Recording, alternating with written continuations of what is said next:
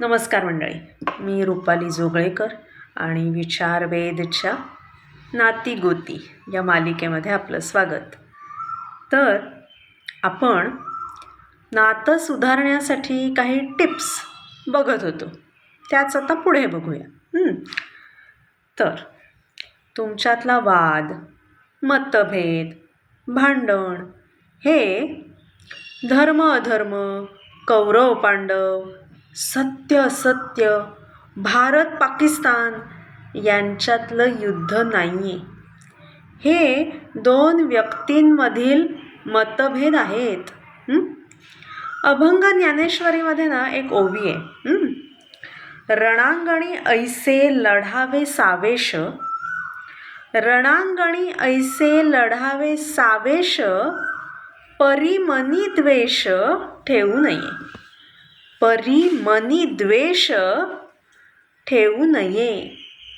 कधी कधी पूर्ण कुटुंबाचं मत वेगळं आणि आपलं मत वेगळं अशी परिस्थिती येऊ शकते. पण मनात चांगले विचार ठेवून युद्धसुद्धा करता येतं. मग मनात चांगले विचार ठेवून समोरच्याचं मत वेगळं आहे हे स्वीकारणं सुद्धा सहज शक्य आहे, बरोबर ना? आता जर काही कारणाने तुम्ही एखाद्या नात्यातून स्वतःला मोकळं करायचा निर्णय घेतलात, तरी समोरच्या व्यक्तीविषयी मनामध्ये चांगले विचार ठेवून मोकळे व्हा. जसं तुम्ही नात्यामध्ये वेगळं होण्याचा निर्णय घेतलेला आहे किंवा तुम्ही एखादा जॉब सोडून दुसरा जॉब स्वीकारलेला आहे आणि जर आधीच्या नात्यातला, आधीच्या जॉबमधला कडवटपणा, क्लेश, कटू आठवणी मनात ठेवल्यात, तर हे जे काही सगळं आहे ते नवीन नात्यामध्ये, नवीन कामाच्या ठिकाणी सुद्धा झिरपायला वेळ लागत नाही. आणि त्यामुळे लुईस एल हे म्हणतात तसं आपल्या आयुष्यात योग्य वेळी योग्य माणसं येतात आणि निघूनही जातात. जी निघून जातात त्यांना प्रेमाने निरोप द्या. मनामध्ये कटुता, कटकट, क्लेश, अपेक्षा हे सगळं ठेवून निरोप देऊ नये. आता समजा तुम्ही ॲक्च्युअल भांडणामध्ये काही इन्व्हॉल्व नसाल, म्हणजे तुम्ही ज्या दोघांमध्ये मतभेद आहेत त्याहून कोणीतरी तिसरी व्यक्ती आहात, तर कृपया या भांडणाविषयी गॉसिप करणं टाळा. कोणी तुमच्याशी उत्साहाने अशा गोष्टी बोलायला आलं तर त्यांना नम्रपणे नकार द्या. नाहीतर आपण यावर चवीने चर्चा करण्यात धन्यता मानतो. म्हणजे ऐकलं का, परवा काय झालं, अमुक तमुकचं वाजलं, मग दुसरा म्हणतो त्यात काय नवीन, त्यांचं मेलं सारखंच वाजत असतं. मागे पण एकदा त्यांचं असंच भांडण झालं होतं, त्यांचं पटतच नाही. मग कुणीतरी अजून पुढे जाऊन म्हणतं त्यांचं कधीच पटणार नाही.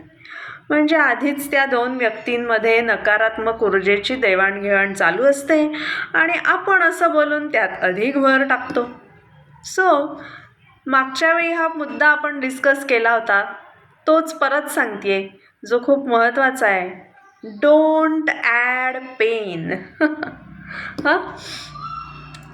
तर बरेचदा दोन व्यक्तींचं भांडण मिटवण्यासाठी तिसरी व्यक्ती म्हणून बाह्य स्वरूपात आपण काही फारसं करू शकत नाही.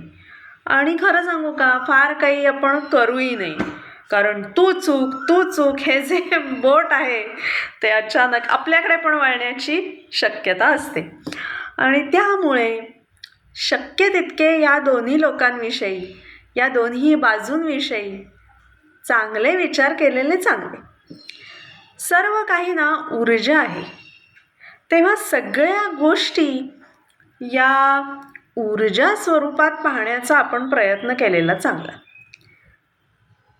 जेव्हा आपण गॉसिप करतो तेव्हा ऊर्जा कशी प्रवाहित होते ते ऊर्जा स्वरूपात वाचण्याचा आपण प्रयत्न करूया, पण पुढच्या व्हिडिओमध्ये.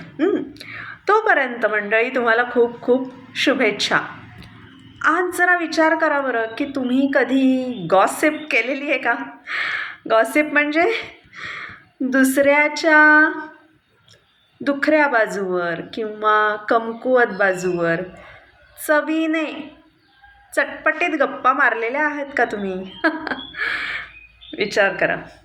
शुभेच्छा मंडळी. हा व्हिडिओ आवडला, उपयोगी वाटला तर जरूर लाईक, शेअर आणि सबस्क्राईब करा. धन्यवाद.